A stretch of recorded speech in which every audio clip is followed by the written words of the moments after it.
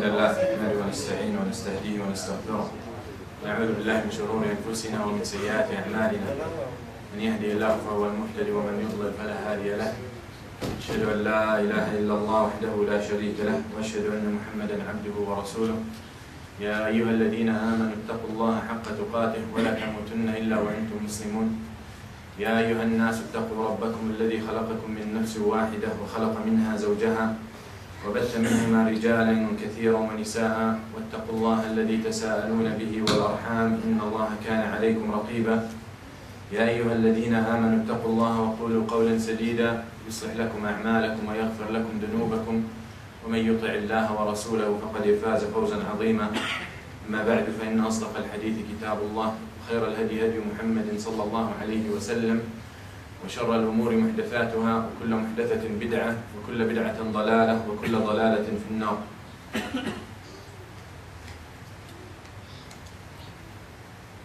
Tonight, inshallah, we will continue with the hisab and with the reckoning on the day of judgment. And we are still with this blessed series of Dar al-Akhirah or the Hereafter, trying to remind ourselves of what's awaiting for us and trying to remind ourselves what is there that we are building for and trying to soften our hearts and reconnect with Allah subhanahu wa ta'ala. Especially we live in a world and in a time where the material has taken over the hearts and the minds of most people, except those who Allah subhanahu wa ta'ala has mercy on.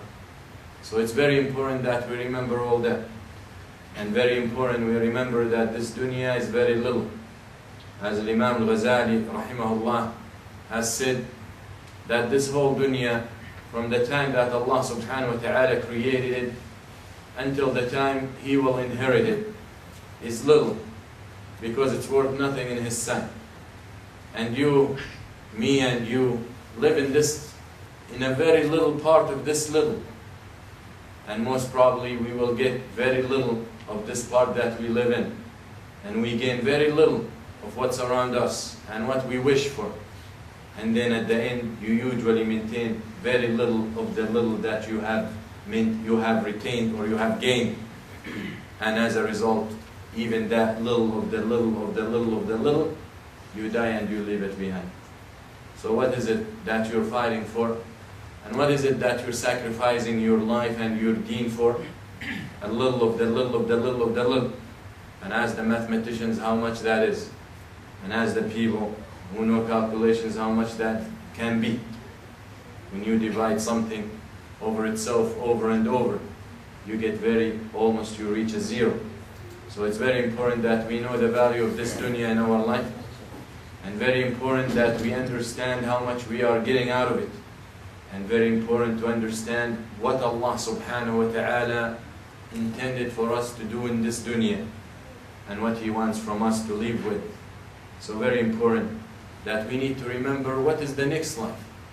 And we need to remember what's waiting for us. And that is the only way we can value and we can evaluate the whole situation. To see, is what we have better than what's waiting for us? Or what's waiting for us is better than what we have? And if you are told to invest, and you are given two options, and one option you will be making X amount of money, and the other option you will be making double of that, most probably a wise person, and if you are a wise investor, you will go with the investment that will give you the double. So we have to evaluate the dunya, and when I say one time and a double, there is no comparison between this dunya and what's waiting for us in the akhirah. قال الله تعالى فإذا رأيت ثم رأيت نعيما وملكا كبيرا. نعيما وملكا كبيرا. When Allah talks about what's waiting in the hereafter, He describes it as na'im, pleasure and blessings and great and big blessings from Allah subhanahu wa ta'ala. And when Allah talks about this dunya, وَمَا الْحَيَاةُ الدُّنْيَا إِلَّا مَتَاعُ الْغُرُورِ. This dunya is nothing but deception. And He says subhanahu wa ta'ala, or the Prophet ﷺ says, لو كانت الدنيا تساوي عند الله جناح بعوضة ما شرب منها كافر شربة ماء.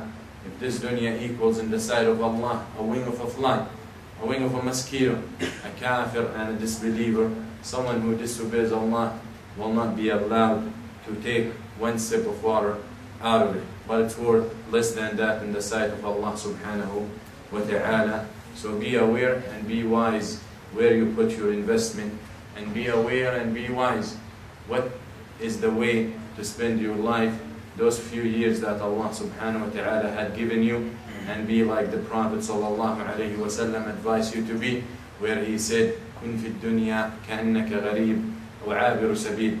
Be in this world like a stranger. Be in this world like a stranger. Then he says, sallallahu alayhi wa sallam, not even that, not even a stranger, but be someone who's just passing by. Just passing by. That's why the ulama said, bal in this hadith means, or aw means bal.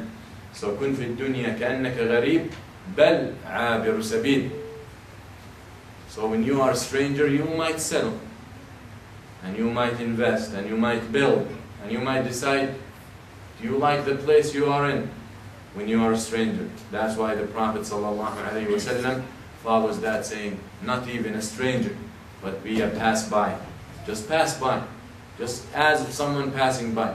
And when you are passing by an area, when you are passing by a land, when you are passing by a country, when you are passing by a spot, obviously you're not going to build in it and invest in it and establish something for yourself in it.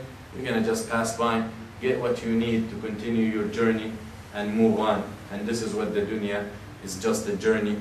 And your life is a journey, and this dunya is just a rest station.